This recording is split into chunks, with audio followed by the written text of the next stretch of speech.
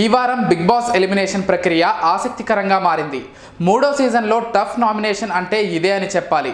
10వ వారం నామినేషన్ ప్రక్రియలో స్ట్రాంగ్ కంటెస్టెంట్స్గా ఉన్న వరుణ్ సందేశ్, శ్రీముఖి, బాబా భాస్కర్, రవికృష్ణలు ఉండటంతో ఎలిమినేషన్ హీరో రంజుగా మారింది.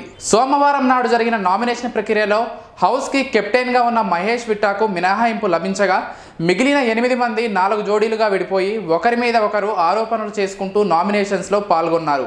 శ్రీముఖి, శివజ్యోతి, బాబా భాస్కర్, పునర్నవి, వరుణ్, రాహుల్, వితిక, రవికృష్ణలు జోడీలుగా నామినేషన్లో పాల్గొనగా హాట్గా సాగిన ఈ ఎలిమినేషన్ ప్రక్రియలో శ్రీముఖి, రవికృష్ణ, బాబా భాస్కర్, వరుణ్లు నామినేట్ అయ్యారు. అయితే బలమైన కంటెస్టెంట్స్గా ఉన్న ఈ 4 నామినేషన్స్లోకి రావడంతో పోరు ఆసక్తికరంగా మారింది. శ్రీముఖి, వరుణ్లకు తొలి నుండి ప్రేక్షకుల మద్దతు భారీగా ఉండటంతో బాబా భాస్కర్, రవికృష్ణల మధ్య టఫ్ ఫైట్ ఉంది. బిగ్ బాస్ హౌస్లో మంచోడిగా పేరొందిన రవికృష్ణ బ్యాగ్ సర్దేయడానికి సమయం ఆసన్నమైందని పోల్ రిజల్ట్స్ని బట్టి చెప్పొచ్చు.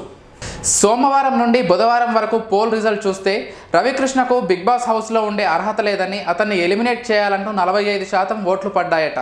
అతని తర్వాత స్థానంలో 20% ఓట్లతో వరుణ్ ఉండగా శ్రీముఖి 19% ఓట్లతో 3వ స్థానంలో నిలిచింది. అందరికంటే తక్కువగా బాబా భాస్కర్ 16% ఓట్లతో లీడింగ్లో ఉన్నారు.